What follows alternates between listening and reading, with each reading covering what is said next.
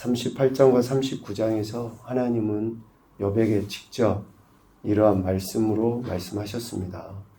욥과 세 친구의 대화, 그리고 또 이들의 대화를 지켜보던 엘리후의 이야기, 그들의 이야기는 조금의 진척도 보이지 못했죠. 왜냐하면 욥이 당하는 고난을 바라보는 관점 자체가 틀리기 때문에 그렇습니다. 그래서 우리가 우리 자신을 먼저 살펴보는 것, 또 하나님이 어떠한 목적을 갖고 계시는가 라는 것이 더 중요합니다. 내가 무엇인가 말을 하고 행동을 취하기 전에 그러한 태도가 있어야 되는데, 지금 욥, 그리고 욥의 세 친구 엘리후는 조금씩 그런 그 관점들이 다름을 인정하지 못했기 때문에 말을 하면 할수록 서로 상처만 주고 괴로웠던 거죠. 이러한 반복되는 이야기를 그치게 하시는 분이 바로 하나님이시고, 오늘 하나님께서 말씀하심으로 인해서 그러한 모든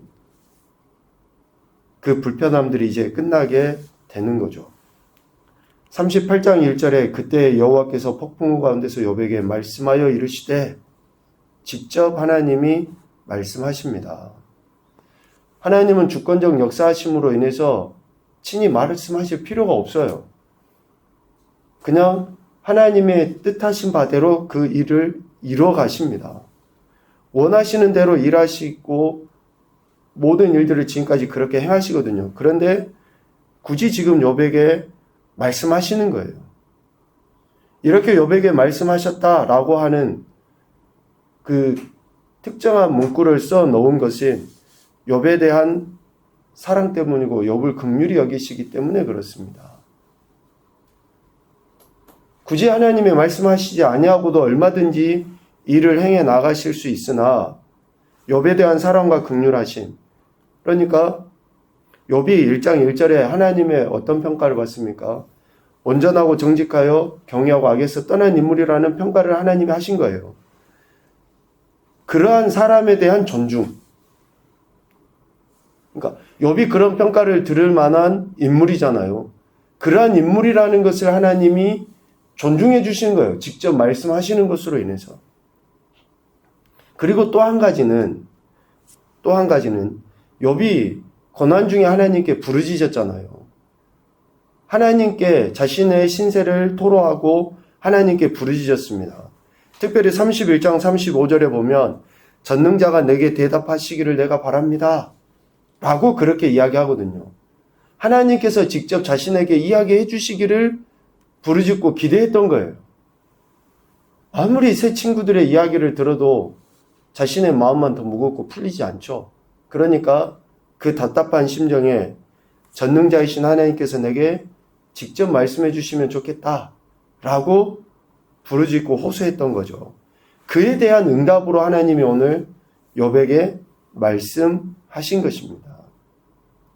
마치 하나님께서 하시려 하신 일을 아브라함에게 숨기지 아니하셨던 것처럼 하나님이 하실 일을 전혀 숨기지 아니하시고 욥에게 세세하게 말씀하신 거죠.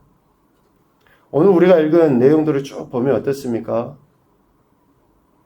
하나님의 전지전능하심과 우리 인간의 나약하고 연약함에 대해서 하나님이 이야기하셔요. 계속 질문하시죠. 네가 아느냐? 네가 아느냐? 이러이러한 일들을 행한 것을 네가 아느냐? 우리 인생은 그 어떤 것도 할 수 없는 존재예요. 하나님이 지금 욥에게 말씀하시고 또 욥에게 행하셨던 그런 일들에 대해, 창조하시고 역사하시는 그런 일들에 대해 우리 인간의 무력함, 하나님은 창조주와 절대 주권자가 되시지만 우리 인간은 그 하나님 앞에 미천한 존재에 불과하다는 것, 이러한 존재로서의 인간이 바로 욥이다 라고 이야기합니다. 그러면서 하나님은 3절에 이야기하죠. 38장 3절에 너는 대장부처럼 허리를 묶고 내가 네게 묻는 것을 대답할지니라. 여기서 대장부라는 단어는 그 히브리어 의미는 아들을 뜻한다 그래요. 사랑하는 아들. 그러니까 욥의 친구들은 어떤 식으로 이야기합니까? 욥을 판단하고 정죄하기 위해서 막 다그치듯이 이야기했잖아요. 그런데 하나님은 사랑하는 아들을 대하듯이 그에게 친절하게 설명하시면서 그가 대답할 수 있도록 근데 실질적으로 대답을 기대하면서 하나님이 이것을 질문했겠습니까? 그 어떤 것도 아니죠. 우리가 무엇을 대답을 해요, 욥이. 그런데 하나님은 욥에 대한 그런 사랑을 보이시면서 사랑하는 아들로 인정하면서 내가 너와 함께하니까 편안하게 생각하고 대답하라. 이제 그런 취지로 이 말씀을 하신 거죠. 하나님의 욥에 대한 이러한 말씀들의 기본은 바로 이 대장부, 즉 사랑하는 아들을 의미하는 것처럼 사랑이 바탕이 된 말씀이에요. 그에 대한 존중, 배려, 그리고 위로와 소망을 주시기 위해서 하나님이 이런 말씀을 하신 거죠. 네가 하느냐? 대답해봐. 막 하면서 다그치시고 하는 게 아니라 욥을 존중하고 위로하는 그러한 마음을 가지고 하나님 말씀하신 거죠. 쭉 이렇게 이야기하시면서 39장에서는 보다 더 분명하게 하나님께서는 창조주시고 심판주가 되신다라는 것을 명확하게 밝히십니다. 자연 만물을 창조하시고 다스리는 분이시며 마지막에는 심판하시는 분이시라는 거예요.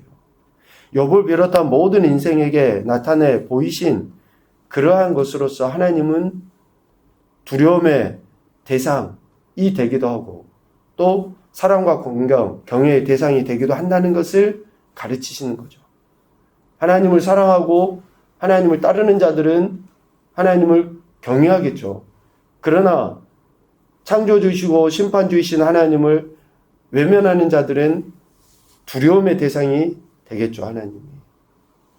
그래서 하나님의 주권을 인정하는 자는 창조주시고 심판주이신 하나님 안에서 평안과 자유를 누리겠지만 그렇지 못한 인생들은 오히려 하나님께서 만드신 자연 만물을 통해서 그런 중압감, 위험을 느끼고 공포와 두려움 가운데 휩싸이게 되는 거예요. 그러다 보니 더욱더 하나님을 멀리하게 됩니다. 더욱더 하나님을 외면하는 인생들은 두려움과 공포 속에서 더욱더 하나님을 외면하고 멀리하면서 오히려 하나님이 아닌 것에 마음을 쏟게 돼 있어요. 이건 영적인 원리입니다.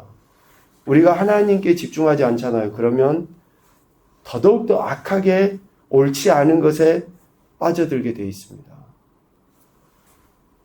그래서 하나님께서는 친히 자연 만물을 다스리고 섭리하시는 분이시라는 것을 욥에게 가르치시면서 하나님만을 경외할 것에 대해서 이야기하시는 거죠. 이 세상은 하나님으로 인해서 유지되고 발전해 나가는 거죠. 하나님에 의해서 그렇게 되는 거예요. 아무리 욥이 의롭다든지 또 우리 인간이 의롭다든지 또 심지어는 악하다든지 그런 거 상관없이 하나님께서 홀로 이 모든 일들을 행하시고 또 하나님이 홀로 영광 받으셔요. 그런데 마치 내가 아니면 안 되는 것처럼 나의 의가 막 대단한 것처럼 우리는 그렇게 착각하는데 그렇지 않습니다. 그래서 홀로 역사하시는 그 하나님의 역사하심 안에서 우리 인생은 그저 겸손함과 경외함을 보이는 것, 이것이 우리가 나타낸 태도인 것이죠. 그것뿐이에요. 왜 하나님께서 구구절절히 이렇게 세세하게 이야기하셨는가?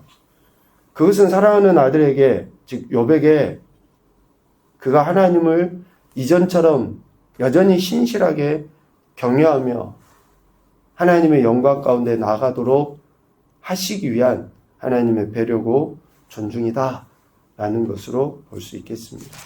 그 이후에 좀 더 하나님이 말씀하시죠. 40장 41장 여전히 하나님이 하나님 되심을 스스로 드러내 보이셔요. 스스로. 우리 인생은 그 하나님을 인정하는 것밖에 없습니다.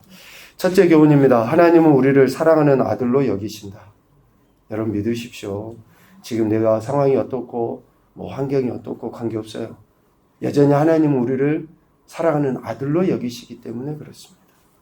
두 번째, 아들된 우리 인생은 오직 아버지 하나님을 경외해야 한다. 경외.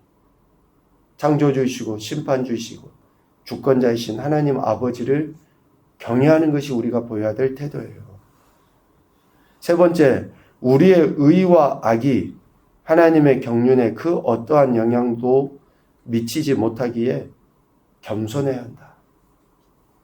겸손해야 한다. 내 의 결코 자랑할 것 없습니다. 하나님 앞에서는 아무것도 아닌 거예요. 그래서 우리는 오직 겸손하게 하나님 말씀 따라 순종하며 살아가는 것밖에 없습니다. 오늘 하나님께서 직접 욥에게 말씀하심으로 인해서 이 겸손을 요구하시고 또 보다 더 적극적으로 하나님 경외할 것을 요구하고 계십니다. 오늘 저와 여러분에게도 하나님 앞에 겸손함을 요구하실 때 아멘으로 순종하시고 또 그로 인해 하나님께 영광 올려드리시는 복된 한 날이 되시기를 주님의 이름으로 축복합니다. 아멘.